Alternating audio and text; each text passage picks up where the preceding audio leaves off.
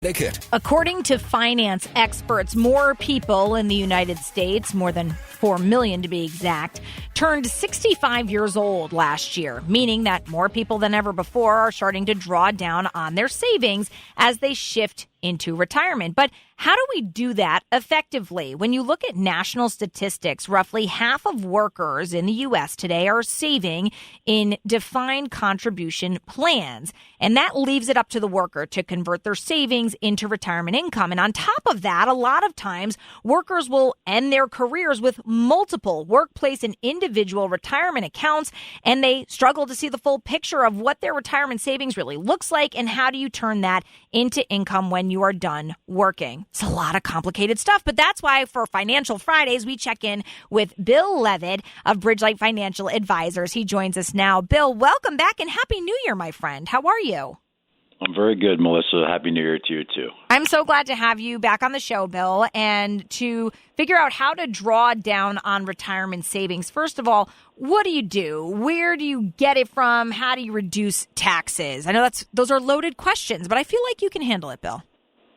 You know, saving for retirement is only half the equation, right? Yeah. The real challenge begins when it's time to start taking money out. Mm-hmm. And one has to say, what do I do first? Which account do I pull it from? How do I avoid paying taxes, right?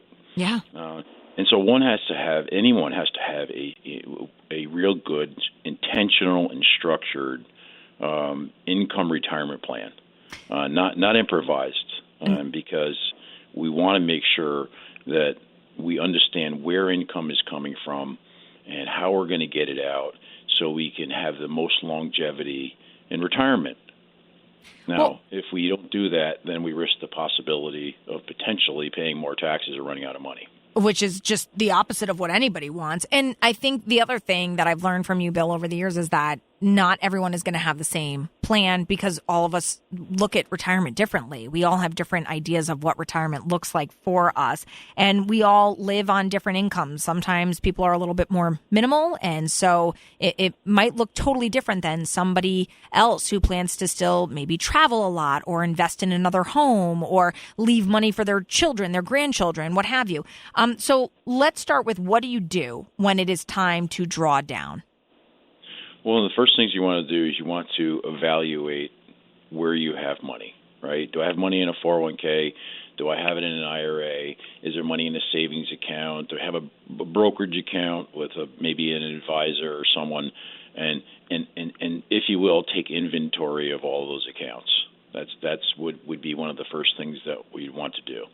The second thing that you want to do is understand the impact of the taxation on the money that you take out from each one of those kinds of accounts. Because if you just do it willy-nilly, you might take out too much money every single year out of a tax-deferred account like an IRA or 401k, where you might be able to balance across these kinds of accounts and reduce the taxation, take out less money, and have more money for the future. Okay. So there's a lot of things that you have to look at with that. And sometimes, again, as I mentioned in the beginning, maybe losing track of all the accounts and where the money is. In fact, that is my next question, which is, where do you get the money from? Well, you get it from the resources that you've collected, but you want to understand what you have, where it is, and essentially, obviously, how much too, right? You want to know how much you can withdraw down in your retirement savings, because that's part of this equation. Like, how much can I get out of my retirement savings, and how long will that bucket of money last me? And you also want to take into account a little bit of inflation, right? Because inflation is a factor that we want to take into account too.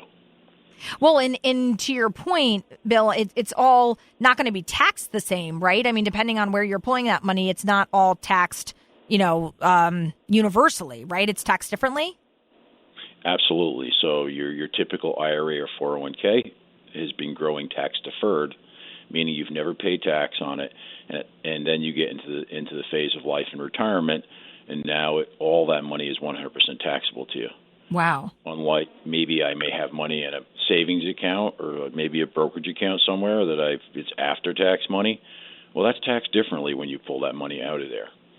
So understanding the impact of the taxation is big because obviously we know that the federal government, charges us taxes, and the great state of Connecticut loves the taxes too. That's so true. I mean, I can't speak for you, Bill, but I'd imagine that with your clients, taxes are probably the biggest surprise in retirement.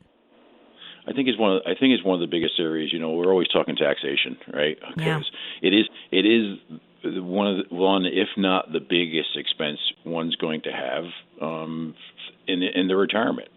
And understanding the impact of the taxation on your money is really important, especially when you're taking retirement plan withdrawals to supplement Social Security, or maybe mostly if you have a pension. Not a lot of people have pensions anymore, but if you do, across that, because taxation on retirement income, especially like Social Security, a lot of people don't know Social Security is taxed, right? We pay into Social Security, we get it back, and they tax us. So all the other income we withdraw out of retirement savings impacts the taxation on your Social Security. Mm-hmm. So being smart about how you take out money out of your retirement savings accounts or other accounts that are non-retirement can be very, very impactful on Social Security. If you do it right, you can reduce the taxation that you pay on Social Security too. Yeah, I mean, it's a huge reason, honestly, and I don't say this kind of because I have to. My husband and I, we work with Bridgelight Financial Advisors, and it gives us such peace of mind because there is just so much about this that we wouldn't understand on the surface. And so like Bill and his team do such an amazing job. We love you, Tyler, by the way. Do such an amazing job working with us.